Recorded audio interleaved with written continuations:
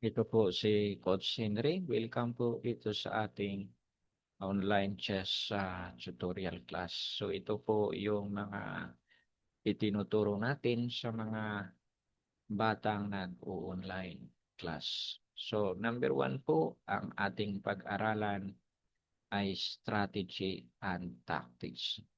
So marami pong mga batang naglalaro ng chess, beginner and intermediate.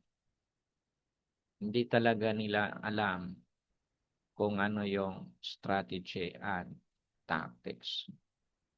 So kapag hindi ito na pag-aralan ng mga batang intermediate at saka tactics, so matagal pa pong ma-improve ang kanilang paglalaro sa chess na magiging isang advanced chess player.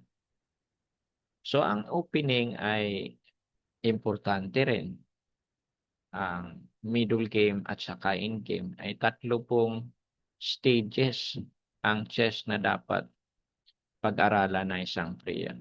Paano siya maglaro ng opening, middle game at saka end game.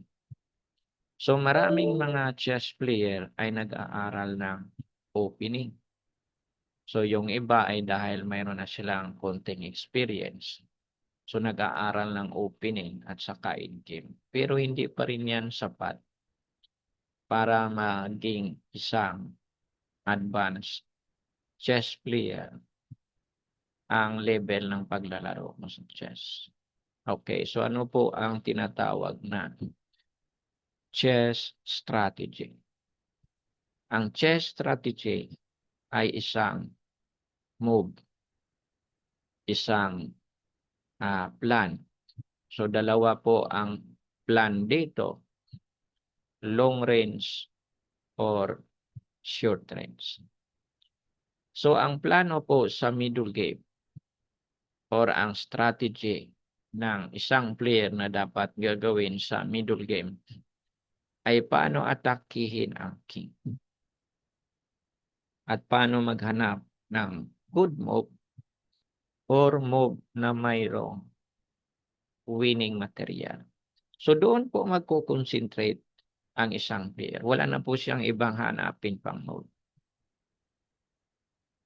So yun ang tatlong klaseng move ang importante sa middle game. So yung iba ay paano atakihin ang pawn or pieces. So kung walang mga ganon, ay kailangan niyang makipag-trade ng pieces or mag-create ng open lines. Pero ang importante talaga, ito yung tatlo. Paano matiin yung king, paano makawin material, tactics, or maghanap siya ng move na magkaroon siya ng advantage. Okay. So paano magkaroon ng advantage kung mayroon kang nakitang atake, atakin mo yung pawn or kanyang pieces, so advantage yan. So paano magkipag-trade ng pieces or capture? Mayroong minsan series of capture na mayroong winning material. So yun ang dapat alamin ng isang player. Okay. So tingnan po natin dito. So tanungin natin ang ating sarili kung pwede ba atakihin yung king at ilang moves para ma-checkmate. Okay, dalawang klaseng ideas paano mag-attack. Una, pwede tayong gumamit ng force mate. Lahat na move ay force move. Force mate. Mayroong sacrifice at saka yung walang sacrifice. So yan po ang dalawang ideas paano mag-attack sa king. So ang gagawin po natin ay kailangan i-develop natin yung ating ideas paano maghanap ng good moves. Okay, so for example, hindi pwede na i-sacrifice natin dito yung rook sa taas. So example, ganyan. Hindi yan pwede dahil hindi yan ma-checkmate sa knight takes f7, mayroon siyang depinsang knight. Hindi naman pwede na i-move natin dito. Siguro pwede pa ito. Rook g7, tapos knight takes pawn, check, knight takes knight or rook takes knight followed by queen h7. Kailangan ito yung move na rook g7 ay hindi yan pawn. So kailangan mag-atake tayo. Gagamitan natin ng force move. So minsan mayroon ding attack na hindi force move. Kailangan problema, baka magkaroon ng counter attack yung kalaban natin. Okay, so itong dalawang ideas ay rook g7. Okay, pagkatapos ay mayroong knight takes f7. So ito yung threatening move, may threat na knight meeting attack. Okay. So may mate yan. So kung ito yung gagawin natin, knight takes pawn. Okay, knight takes pawn, knight takes knight. So wala tayong may nakitang winning dito. Wala nang continuation. So ang tamang move dito ay queen sacrifice kasi pag kumain siya ng rook takes queen, mayroong rook g8. So konting calculation lang ang kailangan dito. Pag nag-knight takes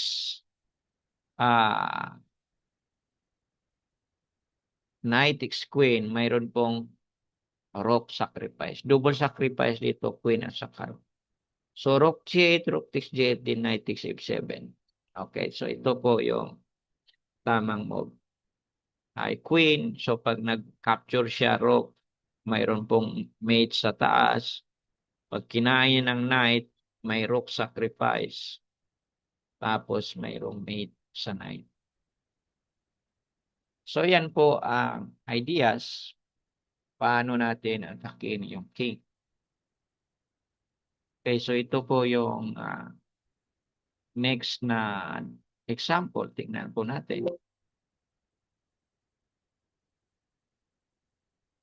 So sa mga beginner and intermediate players, so kailangan nila talaga mag-aral muna ng position. Isa maglaro ng chess. Kasi mag-take sila ng time. So for example, kahit mag-practice sila ng 3 times a week, ganun pa rin, wala pa rin silang alam, di nag-aaral. Or walang may nagtuturo. So kailangan nila ng maraming example para matutong mag-attack. So kapag wala, or magtatanong kayo saan kayo kukuha ng material. So yun ang problema. So kailangan nyo chess material.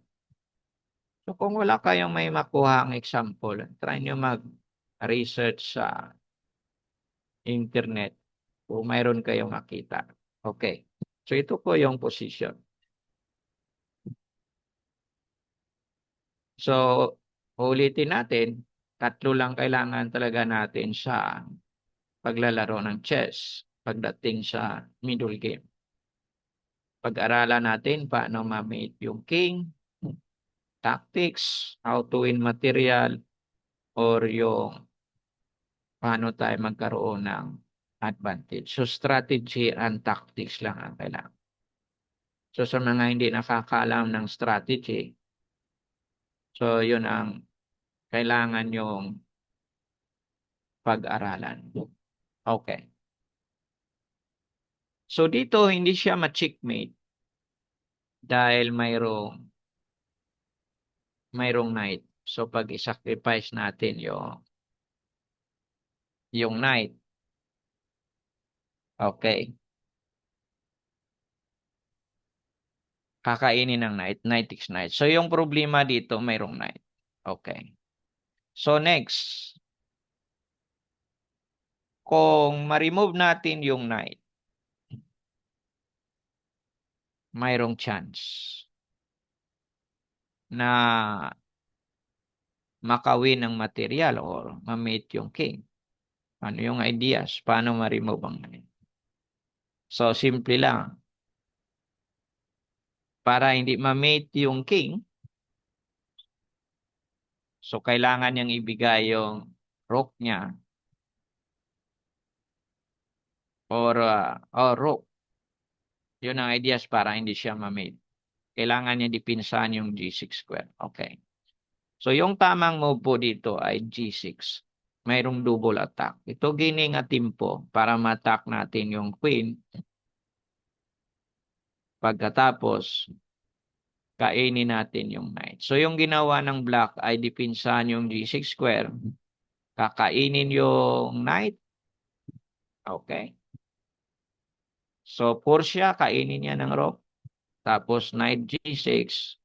So, ito ay panalo ng material ang white. So, ito po yung pangalawang ideas na sinasabi ko na kailangan maghanap tayo ng move paano win yung material. So, kanina may checkmate, possible checkmate, or winning material.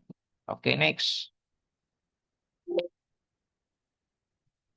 Okay. Ito yung next example.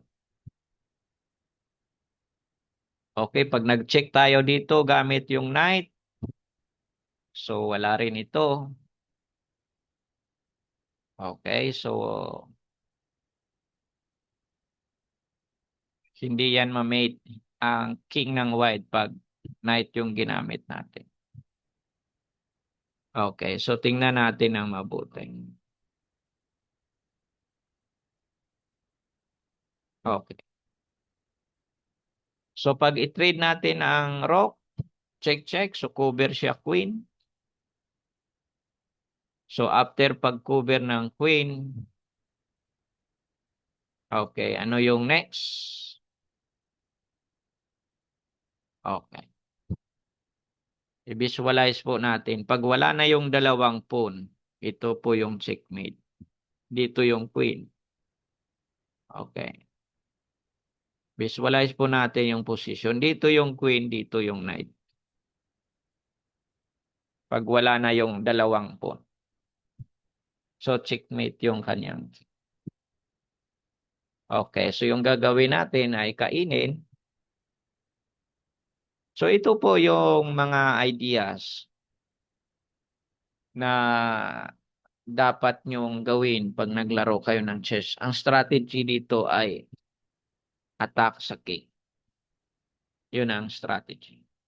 So, of course, pag walang ganito ang player, intermediate or beginner, wala siyang strategy. Hindi niya alam na ang kanyang strategy sa middle game ay kailangan magkaroon siya ng atake. Magandang atake. Kapag mayroon ka ng atake, tingnan mo paano ka makapag-sacrifice. Sacrifice na mayroong mate, hindi sacrifice na blunder. Okay, ito lang yung move. Rook sacrifice. So, force siya nakakain dito. Ayan, may tado na ang knight sa F2 square. So, winning agad, checkmate. So, kanina ay nag-give up ng queen ang black para hindi siya ma-checkmate. Winning material. Ito ay checkmate. Okay, next. So, ito, another middle game position na pag-aralan natin. O paano yan dito mananalo ang white. So, yung pangalawa na pag-aralan nyo ay kailangan yung safety ng inyong king. Bago po kayo mag-atake, so tingnan nyo muna yung king nyo, safe or palaging safe sa middle game. Okay. So, dito ay kapag umatake tayo, kailangan marami tayong active pieces. Marami tayong mga pieces na malakas umaatake doon sa king ng kalaban natin para ma-mate yung king. Kasi pag kulang, mahirapan tayo maghanap ng move na mate. Okay, so tingnan po natin. Okay, mayroong rook. Okay, so ito yung dalawang check. Check sa knight, check sa queen, may queen sacrifice. O ano yung ideas ng queen sacrifice? So tingnan nyo, i-visualize po natin. Kapag walang bishop dito sa file na to, walang bishop sa G7, ang rook nagkukontrol sa G file pag walang bishop dyan. Okay, so ibig sabihin, pag tinulak natin agad yung knight dito, checkmate yung king. So pag i-move natin yung knight, check. So 4 siya nakakainin. So pag capture ganyan, mayroong checkmate next move sa G8. Pero may depensa po ang black dito. Knight F8. Bishop takes F8, retaining queen G8. So mayroon po siyang depensang rook E8. So hindi po siya natin ma-checkmate ng rook G8.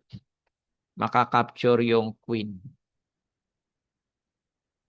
So ang tamang move dito, so meaning minsan pag nag-atake tayo, tingnan talaga natin kung winning.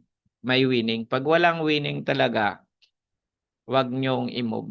Tulad nito. Mayroong check, retaining mate, next move. Check, bishop takes knight. Force yung black.